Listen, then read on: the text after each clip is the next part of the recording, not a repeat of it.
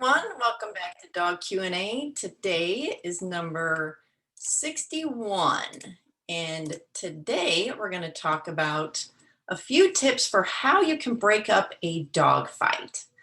So when dogs get into a fight, I immediately think of dog parks, and that's because that's where I've seen the most dog fights. And I've worked in many daycares, and we saw a few there because when dogs are together in a group, they get aroused, and if they're not managed perfectly or properly, then a fight can break out. So dog parks are rarely managed well, in my experience. So that's where I've seen the most fights. So I'm going to give you a few tips on what you can do if this happens with your dog. So the first step is the idea is to distract the dogs. You want to interrupt the fight and get their attention long enough that you can stop them from or separate the dogs. So if your dog is fairly well trained and behaved, you can call your dog to you. You can also clap, make a loud noise. So if you're not at home, that's something that can help. If you are at home, go grab a pot or a pan and a spoon and bang those together. That's going to make a really startling noise that can help stop the dogs from fighting.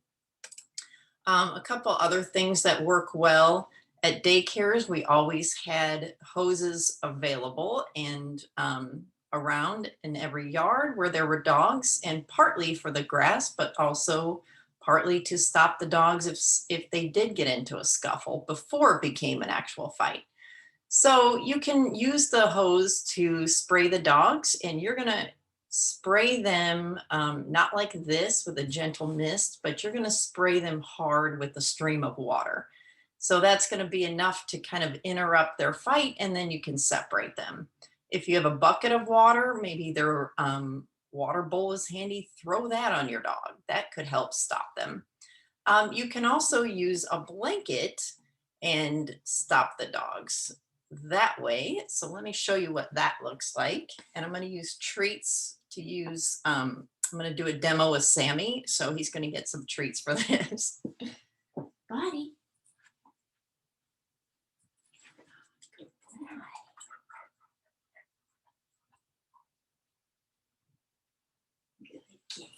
Good boy.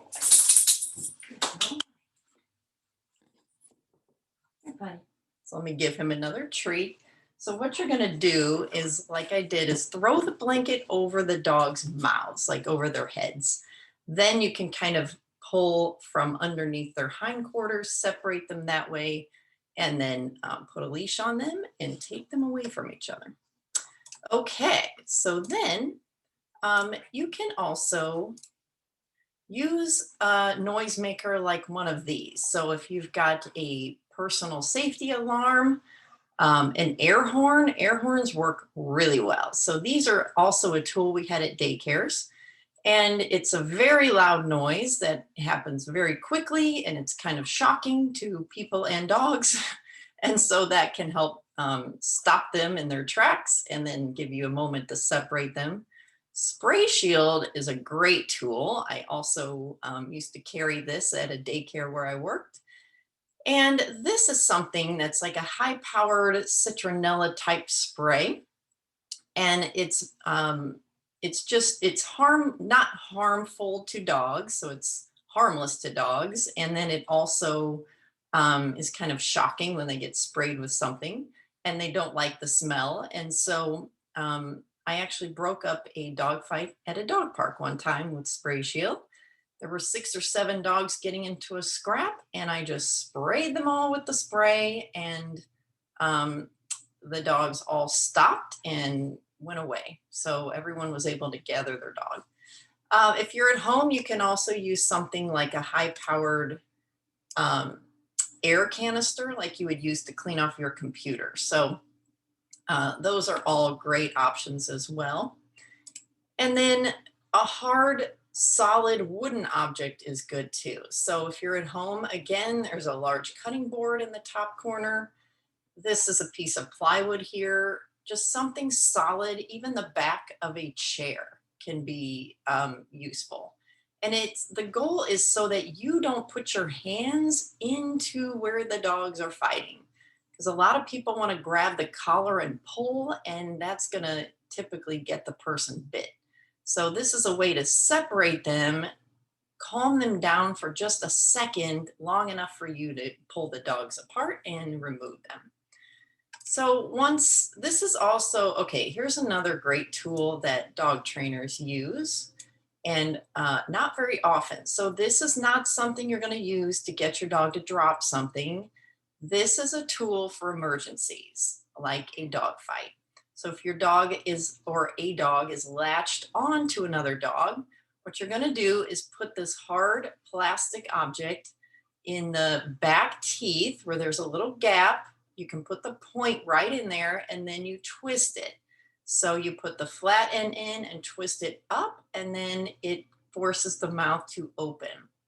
It will take a little strength because the dog's going to be clamped down, but that can actually cause them to open their mouth, release the other dog, and give you a second to remove the dog.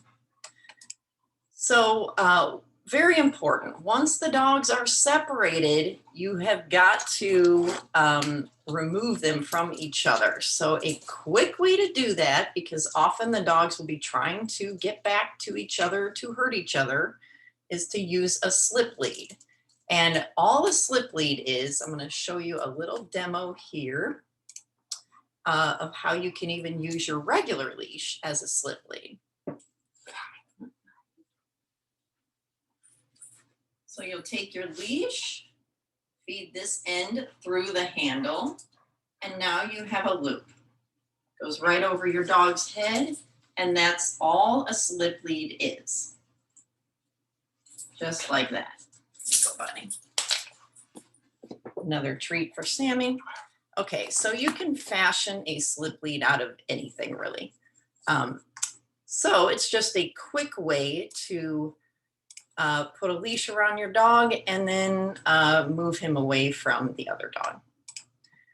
Another thing that works well, this actually happened to me on a walk one time. One of my neighbor's dogs was loose, as she always was, and came up to me with my two dogs and charging us. And so it was raining that day, fortunately, so I flipped my umbrella down towards the dog and it stopped her in her tracks. And so my dogs were on one side, she was on the other side, and it gave me time to stop the dog while the owner came out to retrieve his loose dog. So one thing I'm going to have you think about is when you're separating the dog, so you put your tool in place, you're able now to separate the dogs. One thing you want to do is not pull the dogs back from each other. Push them into each other first. That will cause them to readjust their mouth to get a better grip on the other dog. Then you can pull them apart. So I know the tendency is to just rip them apart, but that can actually tear the other dog's flesh. So what you're going to do is just push into the other dog. When your dog or the dog you're separating opens the mouth to release the grip, that's when you're going to separate. So I will say this is a lot of logical information to think about when you're in a high stress, high energy moment. But if you can put these things in your head ahead of time, when the moment does come, one of these things might occur to you, and then you can implement that during the time when you need it most. So hopefully this is helpful.